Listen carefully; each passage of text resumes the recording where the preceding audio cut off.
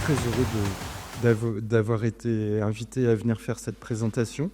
Parce qu'en général, je fais plutôt des présentations pour des linguistes ou des phonéticiens et ça m'est jamais arrivé de faire une présentation devant des personnes qui sont plutôt spécialisées dans R, un langage que j'utilise régulièrement depuis longtemps.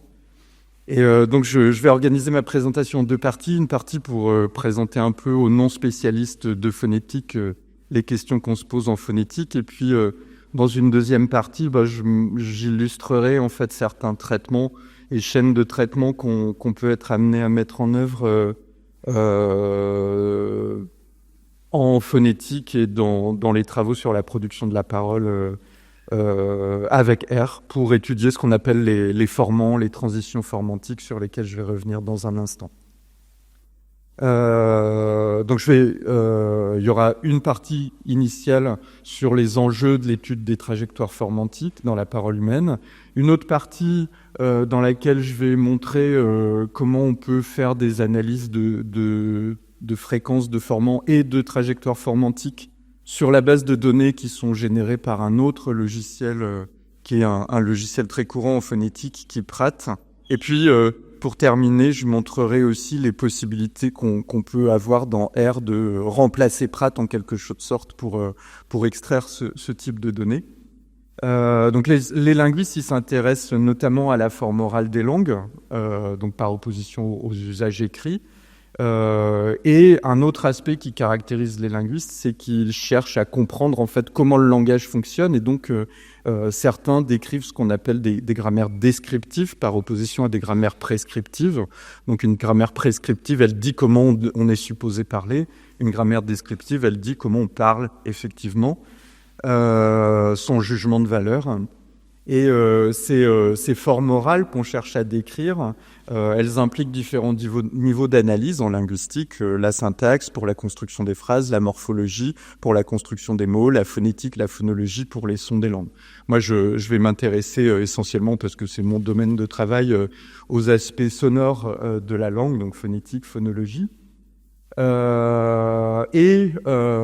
pour revenir sur cette distinction orale-écrit, quand on décrit une forme sonore, en fait, on utilise ce qu'on appelle des transcriptions phonétiques. Et un des principes de la transcription phonétique, c'est qu'une unité sonore correspond à ce qu'on appelle un segment. Et que, par exemple, dans un mot comme balle qu'on écrit avec 5 lettres, en fait, on a 3 unités minimales, ce qu'on appelle des phonèmes, des unités minimales de distinction, qui sont B, A, le. Et qui servent à produire la séquence BAL qu'on peut transcrire phonétiquement avec un B, un A, un L. Donc il y a ce qu'on appelle des tests de substitution qui permettent d'identifier en fait quelles sont les unités distinctives et la taille des segments dans les formes orales. Le phonéticien, non, si ça va.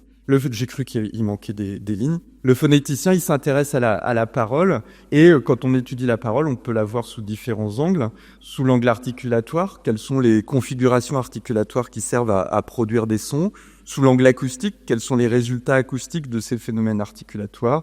Sous l'angle perceptif, quels sont les mécanismes cognitifs qui sont mis en œuvre pour analyser des formes acoustiques et pour les mettre en relation avec des catégories linguistiques. Des catégories sonores en l'occurrence ici, et puis du point de vue du contrôle moteur, quels sont les mécanismes cognitifs qui sont utilisés pour produire les mouvements articulatoires appropriés. Et donc la problématique générale, c'est d'établir des relations entre les propriétés physiques, physiologiques, et puis les mécanismes cognitifs, les représentations linguistiques qui sont impliquées. Donc une des caractéristiques centrales de la parole, c'est ce qu'on appelle le phénomène de coarticulation, qui est le mécanisme par lequel la production d'un segment subit l'influence des segments environnants. Donc, je vais juste vous donner quelques exemples. Enfin, un exemple sur lequel je vais pas m'attarder trop longtemps. Quand je produis doux et dit, si je produis doux, avant même la production de la voyelle ou, mes lèvres se sont arrondies.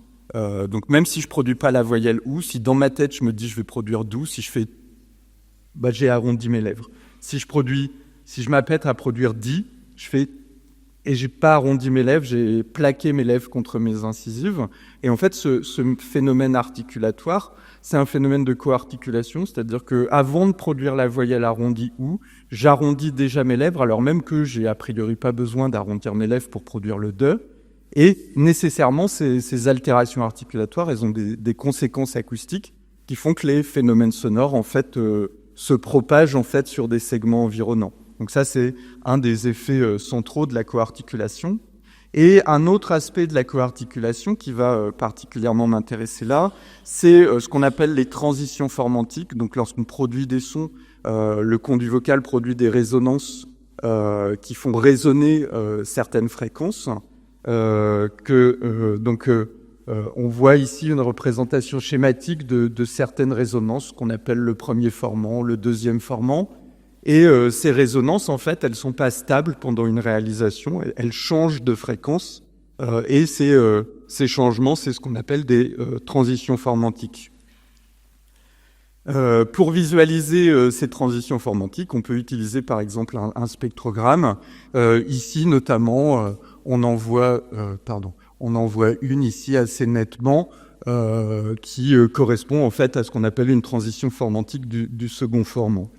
Du point de vue donc de la visualisation de ces phénomènes sonores, on peut observer des changements dans la composition spectrale, et ces changements en fait ils opèrent sur des durées extrêmement courtes, de l'ordre de 100 millisecondes, parfois moins, parfois plus, mais toujours autour de plusieurs dizaines de millisecondes.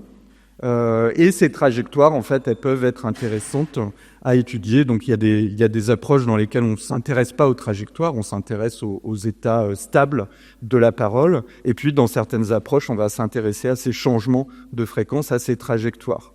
Donc, mon objectif pour la suite, c'est de vous montrer quelques-unes des méthodes qu'on peut utiliser pour étudier ces phénomènes avec R et aussi mettre en évidence l'intérêt d'un langage comme R pour développer ce genre d'études. Donc, pour traiter des données linguistiques, on a besoin de segmenter et transcrire ces données. Donc, on peut faire ça de manière manuelle, on peut faire ça de manière automatisée.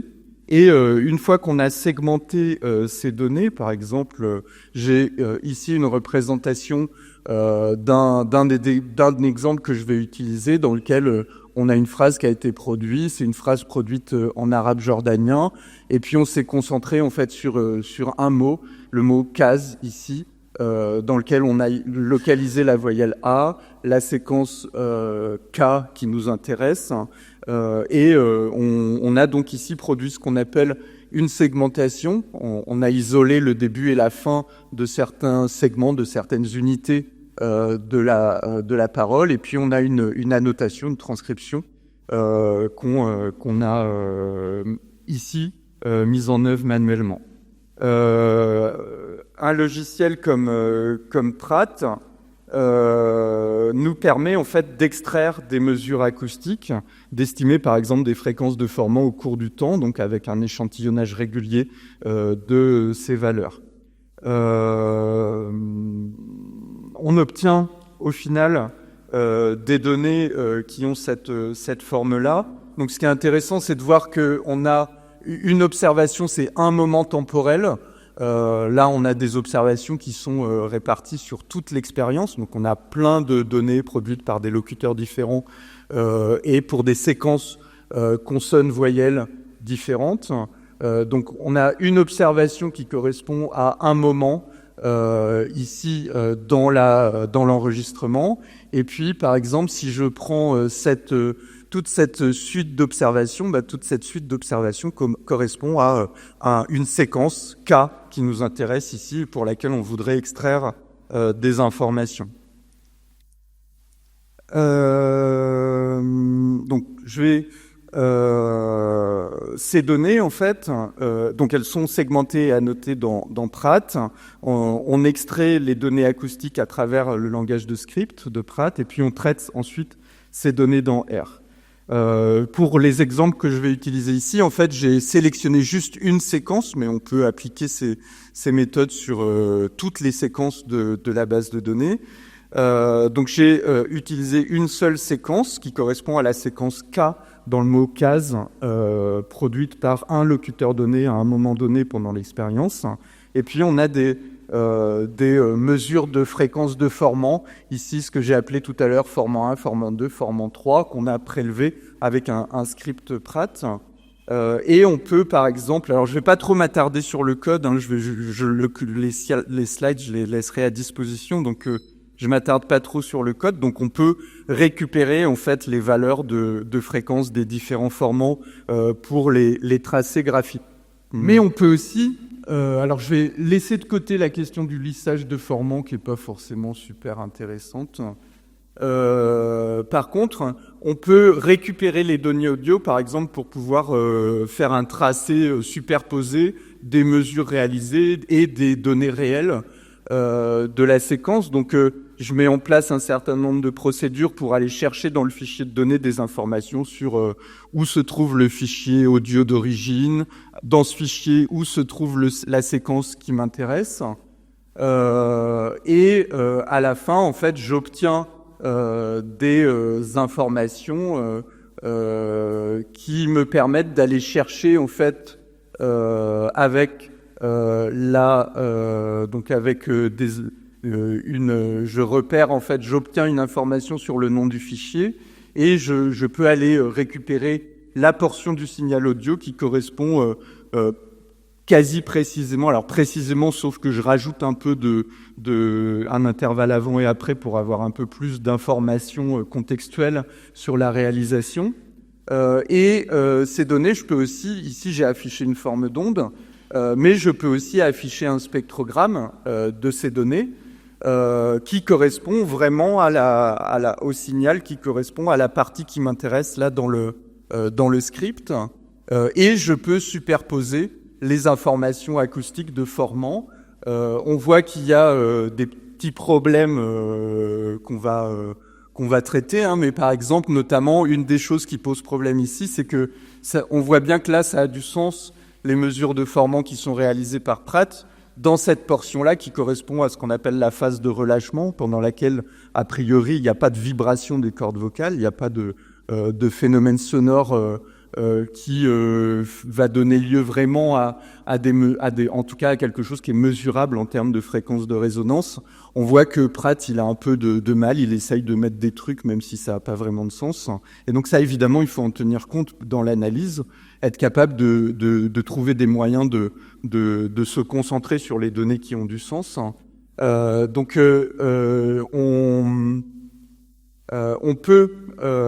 peut sélectionner en fait ici la partie qui correspond uniquement donc on a codé avec le script Pratt en fait des informations qui nous permettent de dire ici en fait cette partie c'est une partie dans laquelle a priori il n'y aura pas de formant donc ça va pas nous intéresser, mais finalement on voit qu'on pourrait aussi probablement utiliser cette mesure automatique de F0 qu'on a conçue pour être capable de ne produire une mesure de fréquence fondamentale de la voix que s'il y a vibration des cordes vocales. Éventuellement, donc, on pourrait utiliser ça, ça fonctionnerait aussi pour sélectionner en fait la partie qui nous intéresse. Et donc, ici, j'ai aussi reconstruit la dimension temporelle pour me caler en fait par rapport aux données de l'enregistrement. Et donc, j'arrive à la fin à ne sélectionner que la partie des données qui correspond effectivement aux fréquences des formants, ici F1, F2, F3 qui m'intéressent. On voit que ça a du sens par rapport aux données acoustiques. Et à partir de là, on peut estimer différents paramètres en fait de ces formants. Donc, par exemple, là, je vais chercher à repérer quel est alors ce qu'on appelle la zone dans laquelle la fréquence du premier formant est maximale. C'est un des critères parfois qu'on utilise pour essayer de repérer quand est-ce que le conduit vocal du locuteur a atteint sa plus grande ouverture et donc est supposé être dans l'état le plus proche du centre de la voyelle qu'on peut envisager. Ce qui me permet donc par exemple ici de repérer en fait ces valeurs de points qui peuvent être utiles dans l'analyse. Et on va pouvoir aussi cherché à identifier le moment du relâchement de l'occlusive. Ce moment du relâchement de l'occlusive, en fait, c'est quelque chose qu'on ne peut pas facilement repérer de manière automatique, mais par contre, comme on a une segmentation que je vous ai montré tout à l'heure, en fait, qui isole le moment de ce qu'on appelle le bruit de relâchement et qu'on a isolé dans la segmentation, on a un moyen en fait de retrouver cette information et de repérer le moment où a lieu ce phénomène. Une fois qu'on a ces informations, une propriété des occlusives qui peut être utilisée en phonétique, c'est de repérer ce qu'on appelle le locus formantique. Le locus formantique, c'est une valeur hypothétique de fréquence qui correspondrait à la fréquence de résonance du conduit vocal au moment où le locuteur s'apprête à ouvrir son conduit vocal pour relâcher l'occlusion de la consonne. Donc, quand je fais ta, par exemple, en fait, il y a une fréquence de résonance qui pourrait correspondre en termes de fréquence du second formant, qui pourrait me donner une information sur où se trouve la langue au moment où je m'apprête en fait à relâcher le te. Donc, on est capable de repérer à quel moment ça devrait avoir lieu, sauf que évidemment il nous manque toute cette information qu'on a supprimée parce qu'elle n'avait pas de sens. Et avec R, en fait, on peut chercher à prédire en fait cette valeur-là en faisant de la régression. Donc par exemple ici j'ai utilisé une régression linéaire simple qui me permet de, en utilisant, alors je me suis concentré, ce qu'on fait traditionnellement c'est qu'on n'utilise que la première moitié du formant. On n'utilise pas la deuxième partie. Donc ici, les régressions qui sont réalisées correspondent que à cette zone-là du formant. Donc on peut, par exemple, aller chercher quelle est la valeur estimée de cette régression au moment où on croise en fait le moment où a lieu le relâchement. On peut faire ça aussi. Donc on peut aussi chercher à récupérer, à estimer, à prédire la valeur au croisement. On peut aussi utiliser d'autres types de régressions. On peut imaginer plein de types de régressions, des régressions polynomiales. Évidemment, il y a des cas où les régressions, ça fonctionne pas. Ici, j'ai utilisé une régression quadratique qui peut être parfois utilisée, mais là, c'est quadratique qui marche pas, mais dans certains cas, ça pourrait être une autre régression qui pose des problèmes. Donc, évidemment, il faut être capable de repérer les éventuelles valeurs aberrantes générées, puisque là, ça me dit le locus, il serait à 15 000 Hz. En fait, ça n'a aucun sens. On peut faire une régression exponentielle, qui est quelque chose qui est beaucoup utilisé pour décrire en fait les trajectoires des formants. Donc ça, c'est pour la partie. On a des données de Pratt. Oui, ça va, je suis pas en retard. Hein. Ouais. Donc ça va, j'avais bien prévu mon temps. On a des données issues de Pratt. Donc ces données, il y a un côté un peu laborieux dans le sens où on doit utiliser un logiciel externe pour produire des données acoustiques. On doit sauvegarder ces données acoustiques dans un fichier CSV en l'occurrence, puis les charger dans R pour pouvoir ensuite faire les analyses. Et je laisse de côté toute la partie segmentation-annotation qui se fait soit manuellement, soit avec des outils automatiques. Mais on peut imaginer, aujourd'hui, il y a des outils qui ont commencé à être mis à disposition depuis déjà de nombreuses années, mais qui ne sont pas forcément beaucoup utilisés dans la communauté de phonétique, qui permettent d'envisager, de commencer à envisager de localiser intégralement la chaîne de traitement dans R. Pour moi, l'outil essentiel, en fait, c'est la bibliothèque EmuR, qui a été développée par Jonathan Harrington et Raphaël Winkelmann. Donc d'abord en Australie, puis ensuite Jonathan Harrington est allé à Munich. Il est toujours à Munich. Et cette librairie, c'est une librairie qui est dédiée aux analyses phonétiques et qui permet d'envisager de générer ce qu'on appelle des bases de données spécifiques à la librairie, des bases de données de parole, et de pouvoir aller faire des requêtes d'analyse acoustique ou même d'analyse articulatoire, hein, comme on peut le faire avec Pratt, mais avec le langage R, sans avoir à utiliser le langage de script de Pratt qui parfois est un peu abscon comme syntaxe ou comme conception. Donc en fait, ici je vous ai montré comment on peut produire une base de données. On a besoin pour pouvoir travailler avec EmuR, on a besoin de générer ce qu'on appelle une base de données SDMS. SDMS pour Speech Database Management System. Et pour générer une base de données SDMS, on a besoin de deux types de données.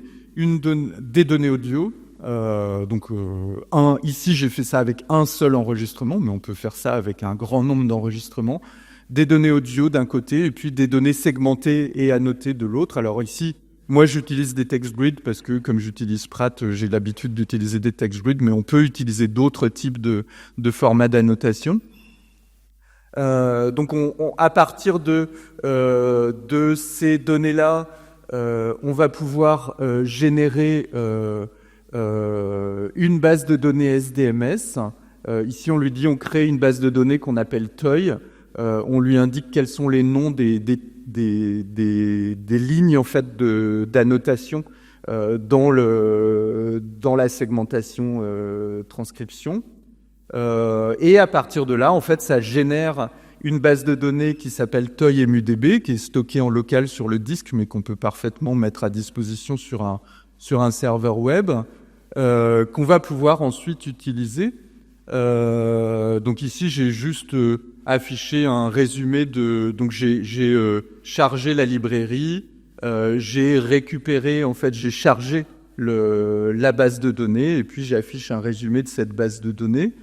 Donc ça me dit par exemple qu'il y a 356 items segmentés et annotés. Donc un item, en l'occurrence dans mon cas, un item c'est alors c'est soit ici ça peut être soit des mots, soit des segments phonétiques dans cet exemple-là.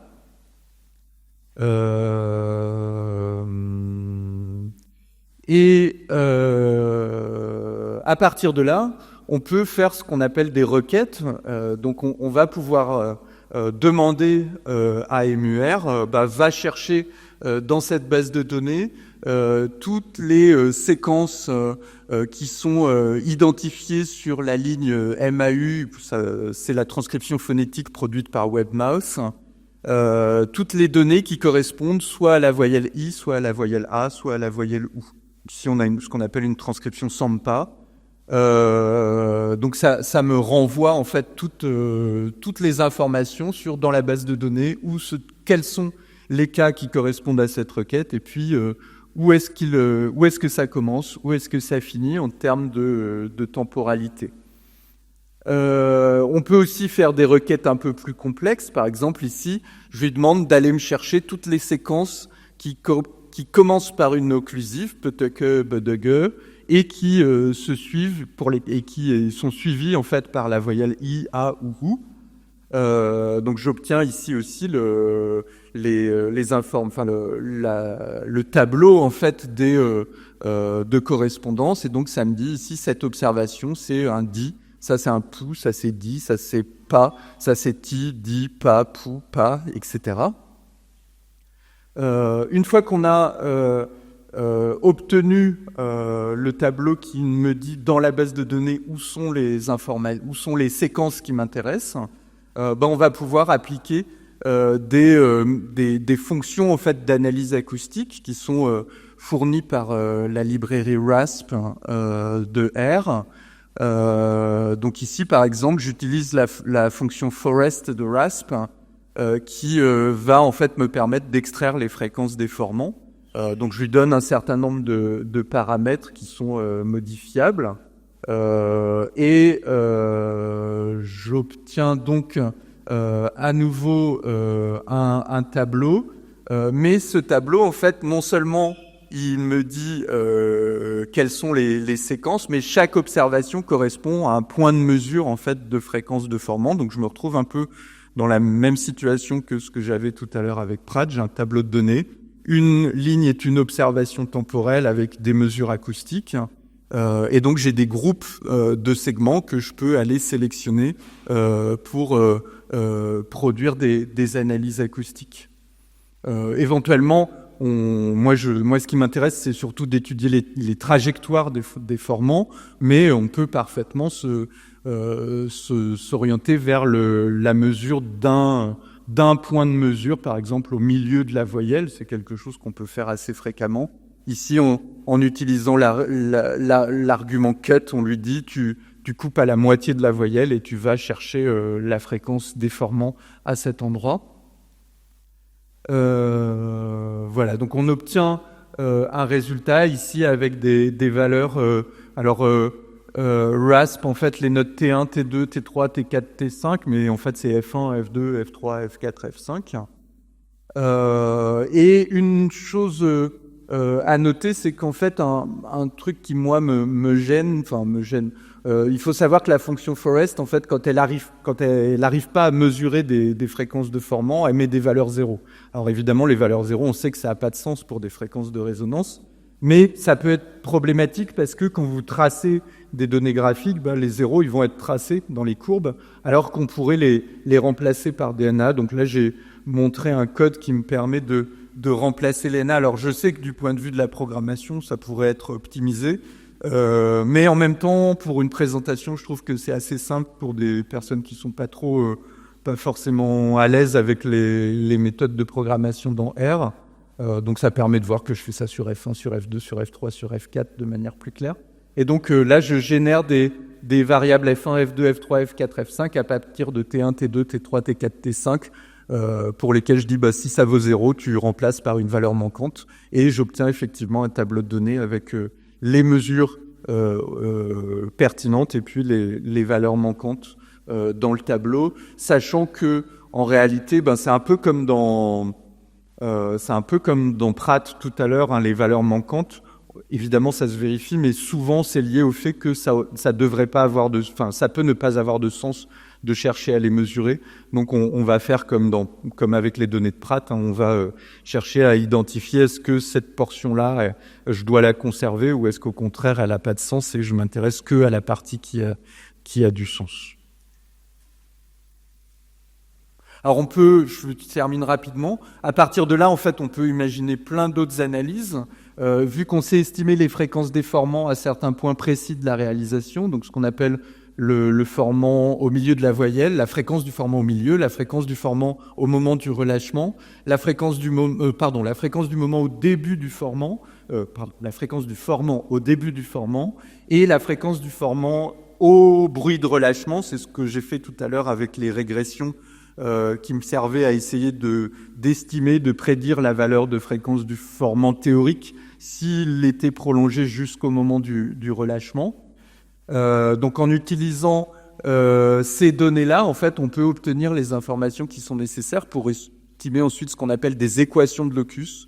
Donc je ne vais pas m'attarder là-dessus. Les équations de locus, c'est des régressions linéaires qui expriment la relation entre une consonne occlusive et une voyelle. Donc en gros, on prend plein de réalisations occlusives voyelles et puis on cherche à décrire en fait comment la fréquence du second formant de l'occlusive et la fréquence du second formant de la voyelle sont reliées l'une à l'autre, sont dépendantes l'une de l'autre, ce qui permet de comprendre en fait que la fréquence du formant de la consonne, elle est influencée par la fréquence du formant de la voyelle et inversement. Donc on peut envisager ce type de méthode, mais on peut aussi envisager des méthodes reposant plus sur des aspects dynamiques.